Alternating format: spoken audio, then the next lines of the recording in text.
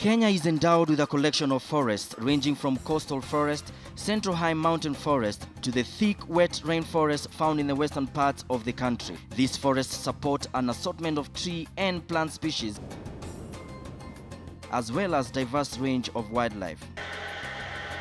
Helping to break off this train is our first guest tonight, who has built an enterprise all the way in the county of Narok.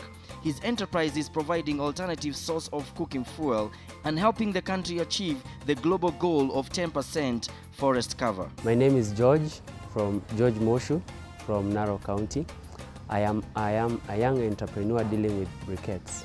My briquettes are smokeless, carbon-free, and they burn 3 to 4 hours longer than ordinary charcoal. Having university education should not just push you into employment.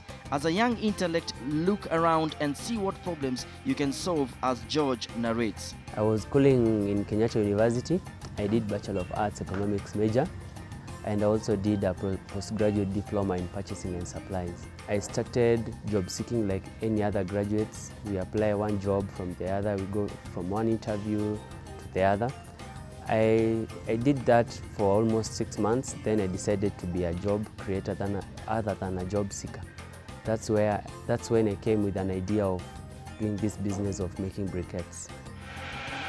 The entrepreneur constantly learns that each individual ventures into the journey for different reasons. What got George on this journey? What pushed me to entrepreneurship was because of, in Kenya there are a lot of jobs, but at the same time it's difficult to be employed because every year we have more than 5,000 graduates. So it's kind of challenging to get a job, even if you have good qualification like mine. So I was pushed due to unemployment. At the same time, I decided to do self-employment because I knew even the elderly, they also embark into businesses because they know eventually it's more promising compared to being employed. It's everybody's dream to be self-employed, but the problem is that the courage to start a business. Most of the young people fear to do their own business. So I had the idea for like 3 months. Then I decided to take a risk in it, because if you don't take a risk, there's no need to live. In life, everybody has to take a risk in order to succeed. So I decided to start this business. I was born and raised in Narok. That's why I decided to start the business here, because I found it is a semi-arid area, and a lot of people are burning a lot of trees. So I saw it was the best area to start this business, so that in the long run I can help the community to plant trees instead of cutting down trees. All entrepreneurs well and truly understand the importance of a good business plan. A profitable and sustainable plan always gets the interest of investors and financial institutions, if not close family and friends. The starting capital for my business was 150,000 Kenya shillings. At first, I didn't have that capital to start that business, so I had to seek funds from relatives and friends, which after the business established itself within 3 months, I was able to secure a loan with Equity Bank, and I was able to pay back the financials. What are George's briquettes made of, and where does he source his raw materials from? The ingredients for my briquettes vary from a variety of raw materials, starting from maize cob, maize stalk, charcoal dust, and sawdust. But the challenging part, with using maize cob, maize stalk, and sawdust, it has a longer process. In order to achieve a smokeless briquette, you have to carbonate the raw material.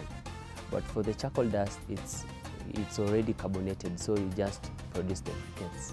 The source of my materials is from the domestic area. Usually I employ the young youths who are unemployed. They don't have something to do. I pay them 100 shillings per bag of raw material that they bring inside. George was born in Narok, and he has learned and studied his county to know his customers' needs. My major target clients are the domestic people, because they earn less than $1 in a day. And the briquettes are fairly cheap to them. They are economically viable, they are smokeless, so they prefer the briquettes. So my major customers are the domestic. I focus on the domestic people first. Then secondly, on the on the business people from the lodges, hotels, and big industries. From the business sector, my major people are from the Masai Mara Conservancy, the lodges in the Masai Mara, because they are already in the conservancy and they are trying to conserve the environment there. So their only option is to use briquettes instead of using charcoal or firewood. A good recipe for a successful enterprise is introducing competitive prices. I sell my briquettes at 500 shillings per bag. The reason as to why I sell at half the price of other briquettes sellers is because I'm targeting the people who earn less than $1 a day. Because in Narok community, there are a lot of people who are poor. They are not able to purchase a bag at 700. So I'm trying to sell mine at 500 in order to help them change from consuming charcoal to briquettes. You can never market yourself enough. Entrepreneurs must take advantage of all the avenues available in today's generation. Currently, I'm marketing myself through social media, Facebook and Twitter, and word of mouth.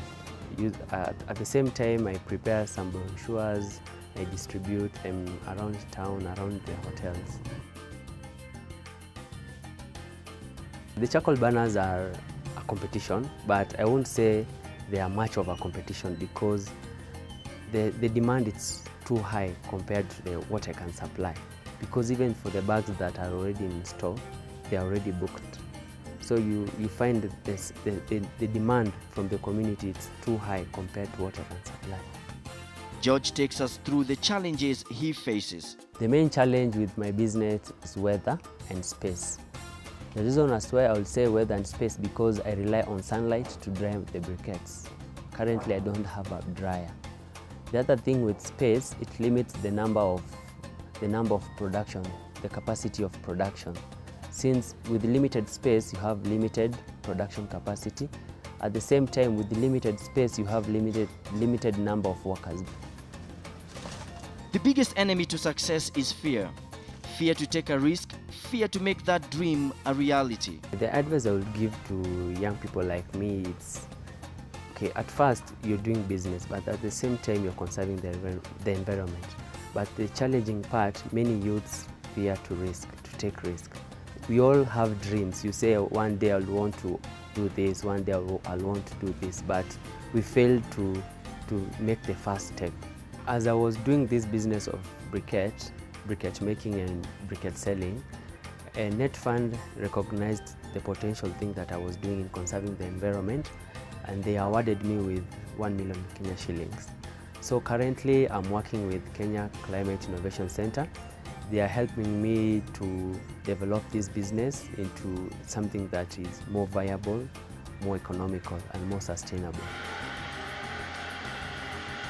The future plans in this business is to expand on the production capacity, to increase on the space, to cut down on the cost of transport, as well as to employ more youths in order to at least to be one of the person who will be increased to reduce the rate of unemployment. And most importantly, if I increase on the production, that means I'll be able to sell more briquettes, I'll be able to reach more households, so eventually I'll be able to conserve the environment, because I'll cut down on the usage of ordinary charcoal. There isn't one single type of entrepreneur, just as there isn't one single type of business opportunity. The talent of many entrepreneurs lies in their ability to align their skills and their passion with potential opportunities. For those who don't have jobs, I would advise them to, because I believe everybody has an idea, because we all have our hands and energy, because I also have a degree, but I'm doing this job. For some people will say this is a dirty job, but to me I will say it's my own gold mine, because I get my living from here and I'm happy about this business, and I'm not looking forward to being employed, because this is unemployment. I'm not looking forward to being employed, because it's equivalent to being employed, because I'm my own boss. If you have any comments on tonight's Entrepreneur, leave a comment on our Facebook page, KTN The Entrepreneur, or reach us on our Twitter handle, KTN The Entrepreneur. University empowers you with knowledge, you empower yourself with attitude. Mike Masharia, founder and Group CEO, 7 Seas Technologies Group, Kenya.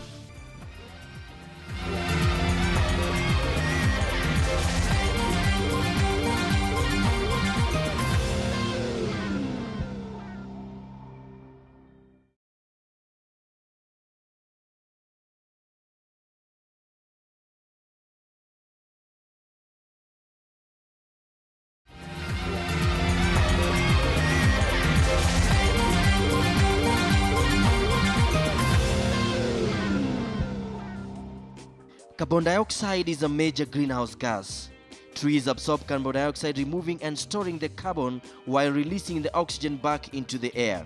Trees act as a natural water filters and help reduce runoff, soil erosion, and flooding.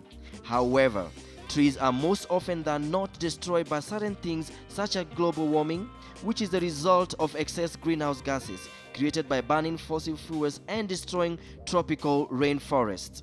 With this kind of background, our second guest tonight found it prudent and of paramount importance to invest in a venture that will beautify the environment at the same time making it cleaner and cooler. My name's Alfred Mutai. I do environmental production of tree seedlings, both indigenous and exotic.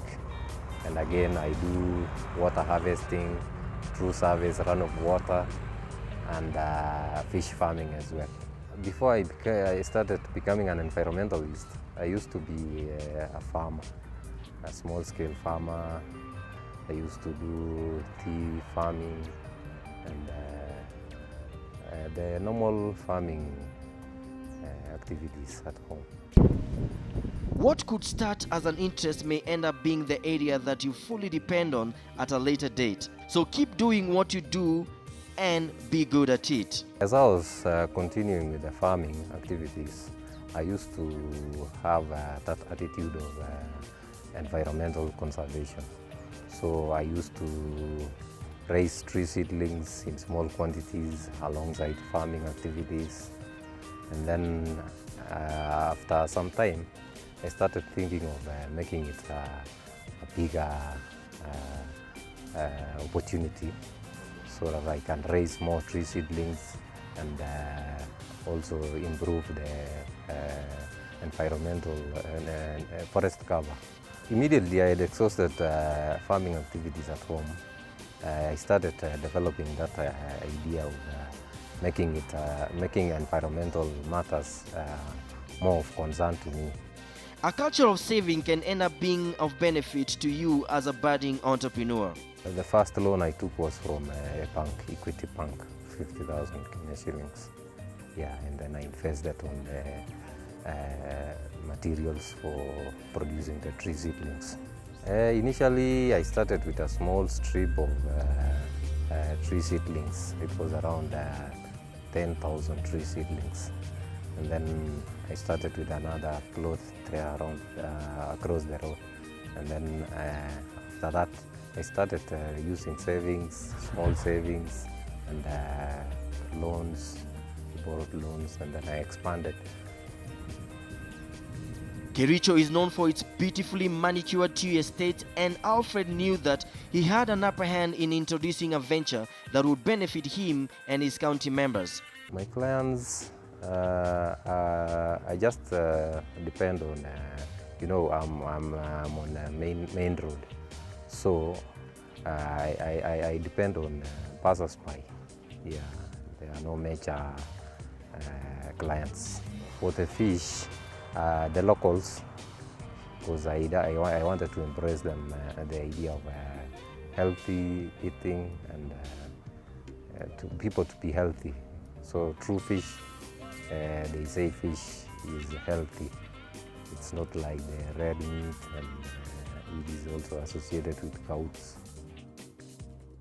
Being surrounded by quite a number of government institutions, then Alfred has a wealth of information and guidance. Seedlings, I buy them from Carefree, and some we collect them locally. Kenya Forest Service had trained us on how to look for quality tree seeds from even among the ones we have locally. So at times when we have the mother bushes, we know how to extract the seeds so that we make the seedlings. For the fish, I buy them from the Ministry of Fisheries. Some ventures don't require extraordinary skills, like in the case of Alfred when it came to getting employees. The type of job I'm doing doesn't require much more skills. Even a standard 8 robot can do it, so it's not selective in any way. So far I've employed three permanent ones and casual ones. You know, when we are starving the tubes for the tree seedlings, we have to employ more casual laborers.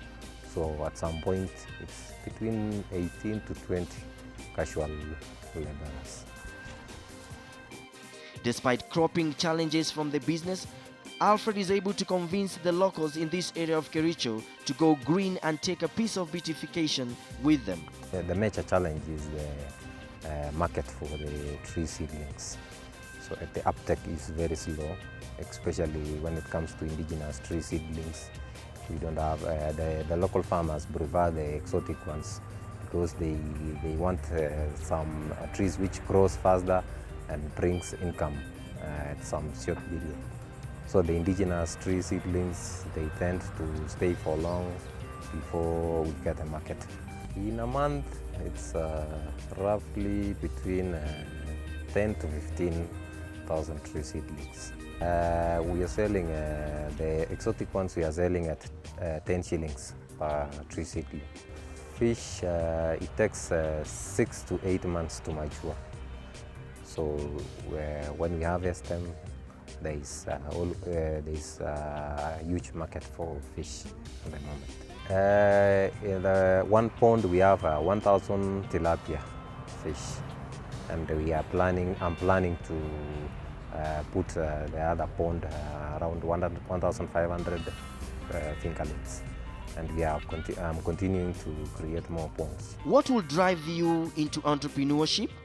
Alfred explains how and why you should start any venture. First, you have to have that passion. Don't jump into it as in terms of business. Just think of the global warming, think of the endangered tree species in our forest, and let it be a passion so that we save this planet Earth. A venture that is filled with passion and determination will at some point get recognition, just like in Mutai's case. With patience, it will become lucrative because at some point you attract maybe well-wishers. Like 3 months ago, we were awarded by NetFund. I was awarded by NetFund a grant of 250,000 shillings from the efforts they saw that I've put, and then they recognized me. So initially, if I had not been doing this, I couldn't have been recognized by NetFund.